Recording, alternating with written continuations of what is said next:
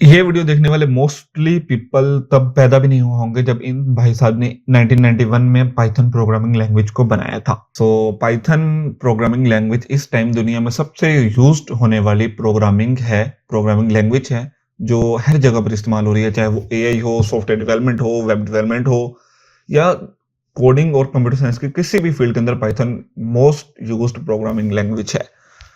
Python हमारे लिए एक सर्वर बना सकती है जिसके अंदर हम अपनी वेब एप्लीकेशंस को लॉन्च कर सकते हैं, उनको रन कर सकते हैं।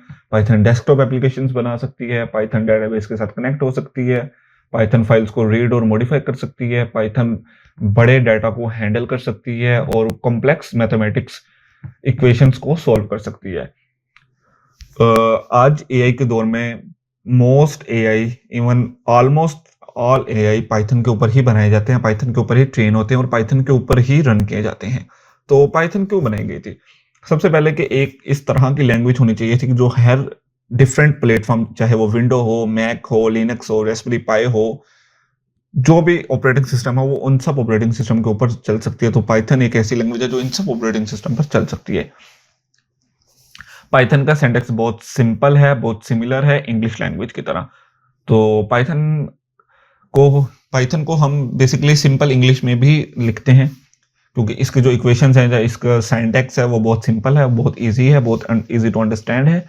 और अभी पाइथन का सबसे रिसेंट वर्जन जो चल रहा है वो पाइथन 3.14 चल रहा है। और पाइथन के स्टेबल वर्जन के बारे में बात करें तो इस टाइम पाइथन का सबसे स्टेबल वर्जन 3.11 है बेसिकली। पाइथन का सिंटैक्स अगर हम डिफरेंट प्रोग्रामिंग लैंग्वेजेस के साथ कंपेयर करें तो बहुत इजी टू यूज है, बहुत इजी टू अंडरस्टैंड है। और इवन सबसे बड़ी पाइथन की प्लस पॉइंट ये है कि वो इंग्लिश लाइक वर्ड्स हैं, इंग्लिश लाइक सिंटैक्स है। अगर हमने एक सिंपल सी चीज हेलो वर्ल्ड को प्रिंट करवाना हो तो डिफरेंट प्रोग्रामिंग लैंग्वेजेस के कंपैरिजन में पाइथन के अंदर हम सिंपल 3 वर्ड में ये कर सकते हैं, जिनमें से 2 वर्ड तो ऑलरेडी ही हेलो वर्ल्ड है।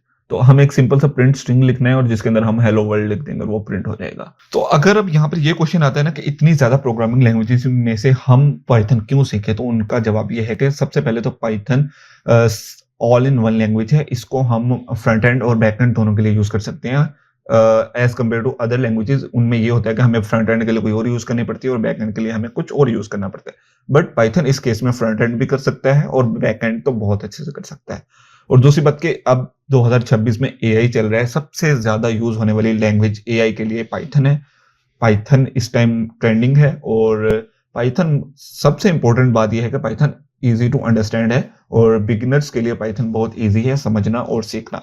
जैसे हम सबको पता है एआई और आईओटी इस टाइम ट्रेंडिंग में है, तो आईओटी के लिए भी यूज होने वाली, ऑटोमेशंस के लिए यूज होने के लिए बेसिकली हमारी इर्द गिर्द हमारी होम एप्लियंसेस जैसे कि अलेक्सा में यूज होने वाली पाइथन है। Automations, turn on the bulb, turn off the bulb, इन सब चीजों के लिए भी हम पाइथन यूज करते हैं। तो पाइथन हमारे इर्द गिर्द हर जगह पर फैली हुई है। पाइथन को हम स्टार्ट करने के लिए हमें डिफरेंट लाइब्रेरीज होती हैं। पाइथन के लिए डिफरेंट लाइब्रेरीज रहती हैं जिन्हें हम इंस्टॉल करते हैं अपने सर्वर में और अपने कंप्यूटर में different type of task perform करने के लिए। जैसे पाइथन की लाइब्रेरी है पिलो, नमपाई, रिक्वेस्ट और टिंकर, इस तरह ओएस, एसवाईएस, इस तरह के डिफरेंट लाइब्रेरीज हैं जो हम अपने सिस्टम में इंपोर्ट करते हैं, उनको डाउनलोड करते हैं, जो हमारा स्पेसिफिक टास्क करते हैं।